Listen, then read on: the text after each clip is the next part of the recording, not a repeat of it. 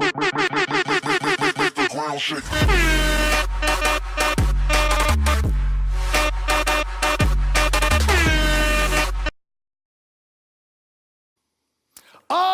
am The Miz, and this is my lovely wife, Maurice.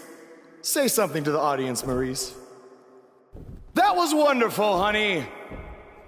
You truly bring so much to the table and are certainly not just window dressing whose sole purpose of being in WWE is to follow me around from town to town, ironing my weird Matrix cloak dress that I wear. When my hand goes up, your mouth goes shut. When my right foot goes in, your right foot goes out. When my right foot goes in, you shake it all about. You do the stupid Miz dance and you turn yourself around. That's what it's all about. Because I'm The Miz, and I'm awful.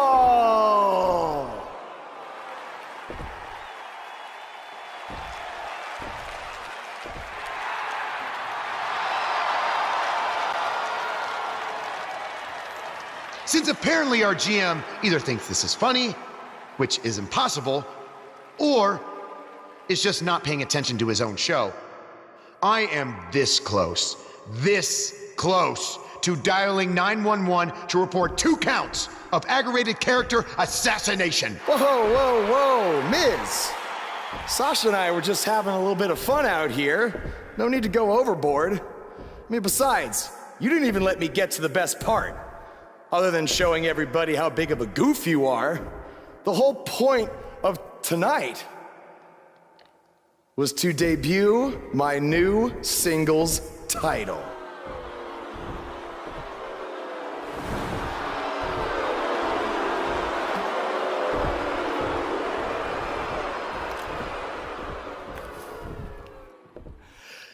You see, since you refused to give me an Intercontinental title shot, and then Triple H backed your little scheme with loser Bo Dallas, I was forced to make a title of my own.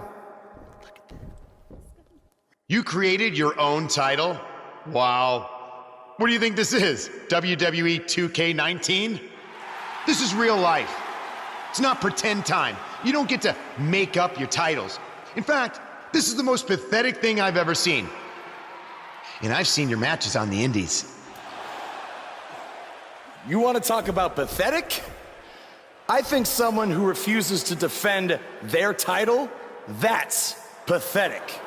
Because even though this championship is brand new, it already holds more value than yours because I'm not going to hide behind it. I'm going to defend it against anyone at any time. All right, champ. I have someone you can defend your made-up title against. Someone who's still waiting for payback for a broken guitar.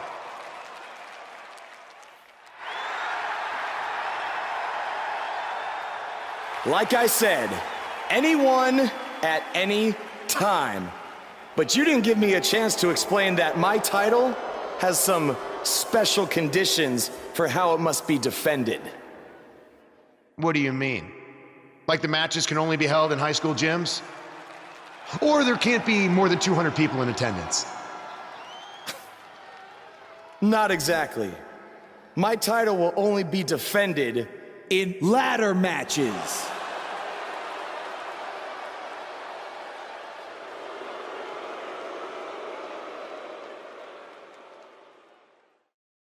We've been waiting a long time for this. The championship is up for grabs right here, next. We have a real fan favorite against an imposing adversary. Stakes don't get much higher than this. A title on the line.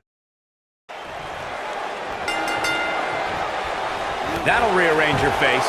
I can't believe Buzz just sprung this title match stipulation on Elias. It's completely unfair. I actually think it's kind of nice to see Buzz pull one over on his opponents for a change.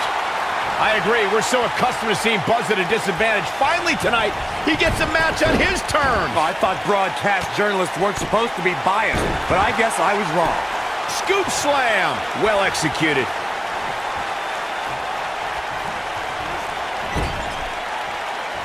Showing off his quick hands. DDT!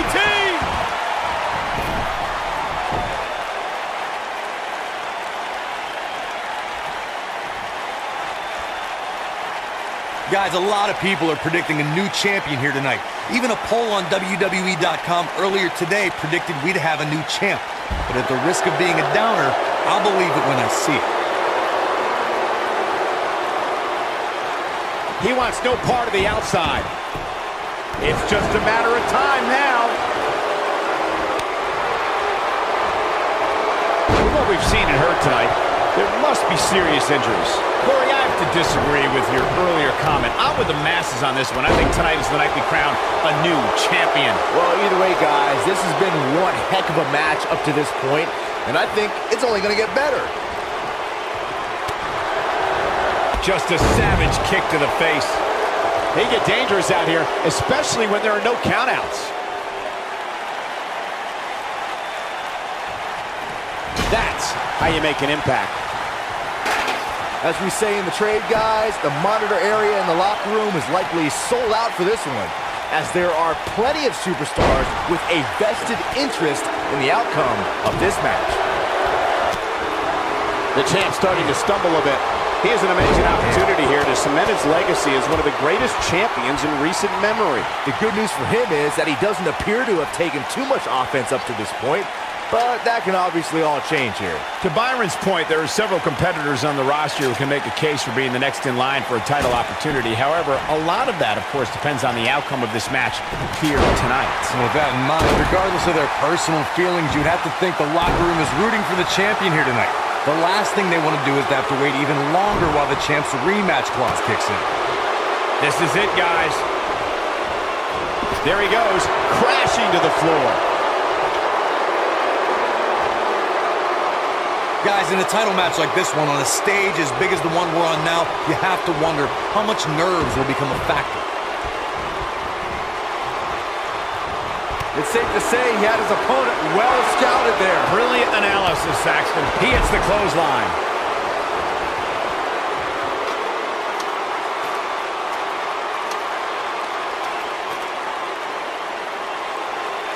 Circling back to your earlier point, Corey, you have to think nerves will play a big part in this match, which I think favors the champion, especially considering how many times the champ's been in big-time matches like this. I'd agree, the champ is used to the bright lights and bright stage. Dare I say, it's almost second nature at this point. It's all academic from here.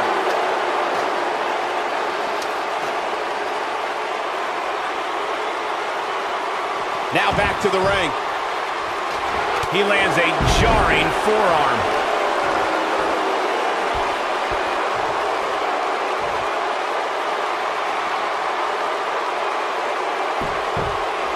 Look at this, guys. Things are looking good now. The only thing left to do is climb the ladder and leave here the winner. Caught him with a punch. This is a level of destruction no one was expecting. He's throwing the rule book out the window.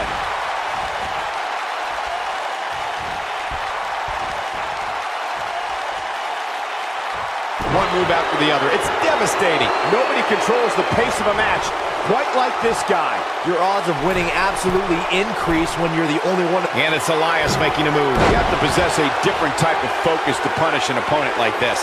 We might be looking at a new champ here. And Elias might have just secured the victory. I don't like the look in his eye here, folks.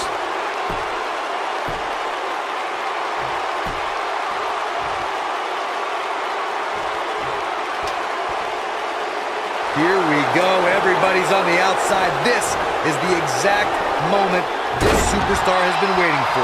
Executed perfectly. It may look like this match is over right now, but let me assure you, climbing that ladder at this point is no easy task.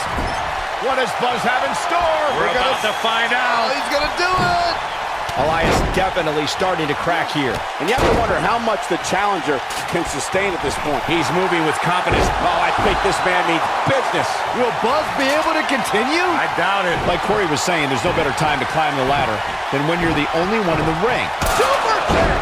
We may be looking at our winner here, guys. Uh-oh, this might be the end of Elias tonight. And maybe not. When this guy's on, look out.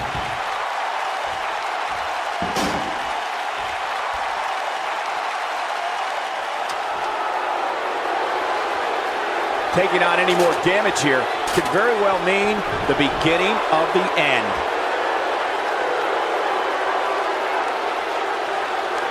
The damage has been done.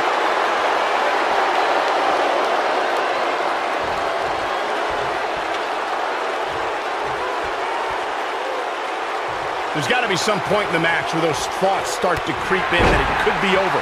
And then you got to dig down deep. Get rid of the self-doubt and continue on toward victory. That could break a nose.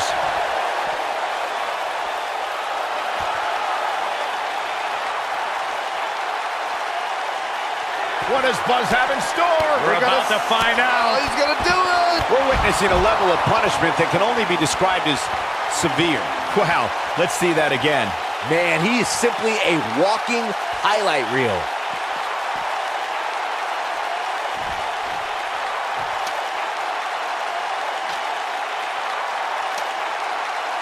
All right, it doesn't get much more elementary than this. The only thing left here to do is climb the ladder and win this match. Even this superstar can do that.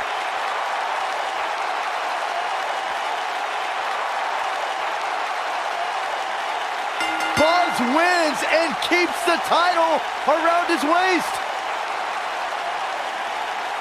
No doubt that was a match people will be telling their kids about for years to come. Here's another look. There's good, there's great, and then there's downright unbelievable WWE action. Ladies and gentlemen, you just got a taste of the unbelievable kind.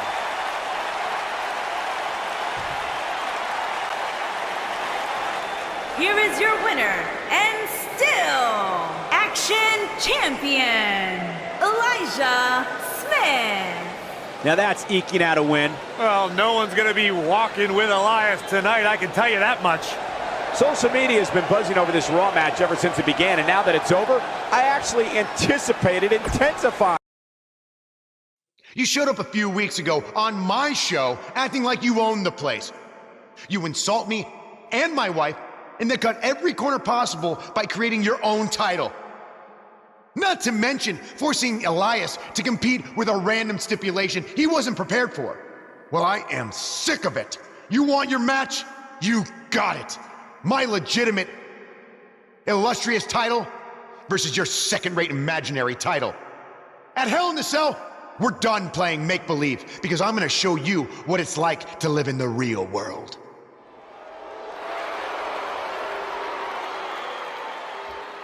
Buzz has his match with The Miz, so what's Kurt Angle doing out here? I'm glad you two are finally going to face off, one-on-one. That's right, Maurice, Elias, and the Miztourage will be banned from ringside.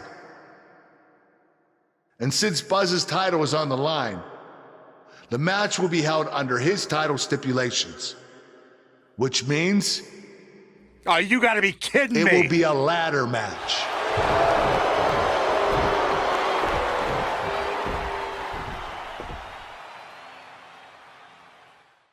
Don't change that channel. We have singles action coming up next. We have one of the best talents on the roster to date versus The Miz.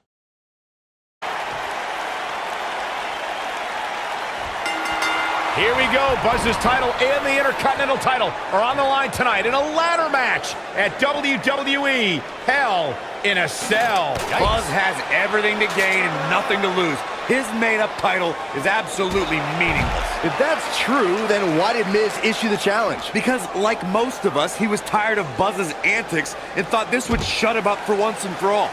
Little did he know that thanks to our wonderful GM, he'd have to compete under Buzz's ridiculous rules. Well, none of this would have happened if Miz hadn't weaseled his way out of an Intercontinental title defense. Nonetheless, that's all history, and certainly more history will be made tonight. We've seen champions head into matches maybe a little too confident, only to be picked off in the end. And guys, I can't help but wonder if we're going to see that again here tonight.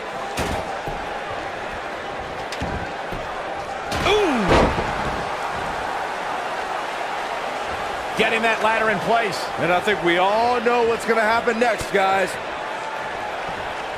Speaking of champions heading into matches a bit overconfident, one of the most glaring examples of that would have to be the Honky Tonk Man's attitude heading into his Intercontinental Championship defense at SummerSlam 1988. We all know what happened to him on that night. You are so right, Michael. That was great. Of course, though, it wasn't so great for the Honky Tonk Man, who ended up losing his championship to the Ultimate Warrior in fewer than 30 seconds. It's got to be hard to rebound from that one. Call me crazy, but this might be one of those rare instances where the champion actually enters the match as the underdog. I know it sounds odd, but it really seems like the champ is up against a headwind here.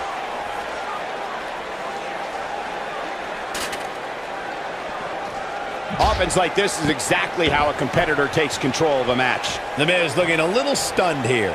I fully expect him to bounce back, though. This is the type of one-on-one atmosphere where he thrives. You're not crazy, Byron. The champ certainly has an uphill battle here, and while it's rare, we have seen the challenger head into the match as the heavy favorite. Bruno Sammartino challenging Stan Stasiak in 1973 immediately comes to mind, as does Diesel squaring off against Bob Backlund in 1994. Wait, did you really just say that Saxton is not crazy, Cole? Man, just when I started to think you might be all right, you go and say something ridiculous like that. Taking it to the back now. This is it, guys. There may be no bigger opening than right now. The only thing left to do is climb the ladder and win this thing. That slam put him in a bad way, guys.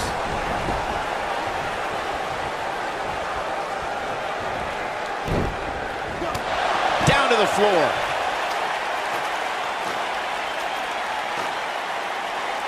Byron, you mentioned earlier that the only thing left to do when you're the only superstar in the ring is to quote-unquote climb the ladder and win. But I can't help but wonder if the pressure becomes even greater when you have such a huge opening. You mean the yips, Cole? I don't know if I'd go that far. I mean, it's not like these superstars are second basemen in New York.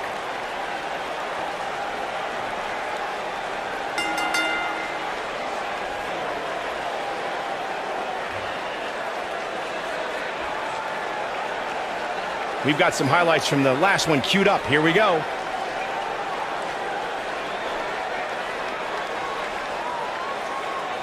You're looking at the first ever superstar to simultaneously hold the Intercontinental title and, for lack of a better term, the Buzz title.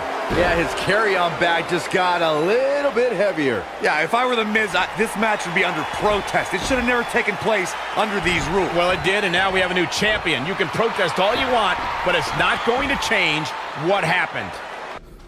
You did it. You finally shut up the Miz. I don't know about that, but I did beat him and take his Intercontinental title. That's good enough.